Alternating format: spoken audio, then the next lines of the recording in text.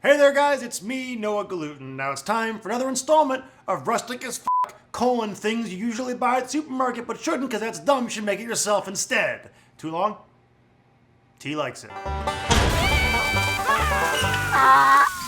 So today we're gonna make a pretty basic basil pesto. This is a pretty classic condiment, great on pasta, great in a lot of different ways. We're just gonna make it as a basic thing you can put on whatever you feel like. First thing I wanna do is toast our pine nuts. You wanna get the fragrance out, get the oils to release, it'll get a nice deeper flavor into your pesto. So we're taking 1/3 of a cup of pine nuts. You can always substitute other nuts like walnuts if you want to. Personally, this is the classic and I think it's the best. Put this right into a little pan here. And we're gonna toast these guys on the stove until they get fragrant and not burned. If they burn, then they're bitter, and that's a crappy pesto. All right, let's take a look at these now, are my toasted pine nuts. Notice that they have some golden brown color, but no black. Black is bitter in a toasted pine nut. All right, so to start things off, I'm just gonna take the pine nuts, drop these in here. Take our garlic, just 2 cloves of roughly chopped garlic. Put that in there too. Take these guys for a little spin. Just some pulsing here to get them kind of broken up and start it off. Now we have a nice coarse texture on our pine nuts. You don't want to go too far. We're going to keep blending this as we go. Now we're going to take our fresh basil, which was roughly chopped. This is 2 cups of really tightly packed down basil leaves. Put these guys right in here.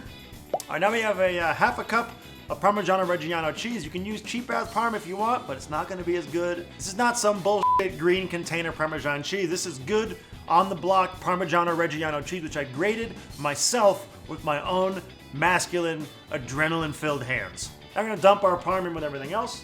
I'm gonna take about 1/4 lemon and squeeze it right in. And then, when you have inevitably a little seed there, you just grab it, very rustic, with your fingers and take it out. Look how rustic that was. So you don't wanna just like hold it down on, because then it'll get a very smooth puree. You wanna keep pulsing it, that way you get some coarseness and texture. So here we go. See how it kind of fluffs itself up? Or you also want to add some black pepper and salt to taste. I'm going to grate some of this guy in here right now. Pinch of salt. And now, add our olive oil. We're going to turn this thing on and drizzle the olive oil in. It'll get all nice and emulsified and hopefully still have a little bit of a coarse texture to it.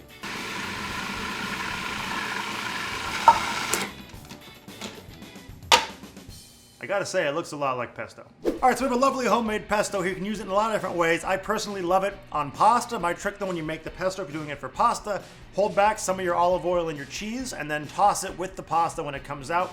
A little bit of your leftover pasta water. Beautiful thing. You can also put it on a pizza like we're gonna do later today for a different episode. You can also rub it all over your body and pleasure yourself, and then local dogs will come and lick you.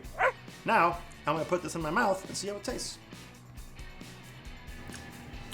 Some good ass pesto. Well, that's it for us today, guys. I'm Noah Gluten. Make sure you subscribe to Tasty so you don't miss the very episode in which we use this pesto right here on a pizza. Also, we might use a little bit more on pasta just for ourselves later on, because as I said before, it's delicious.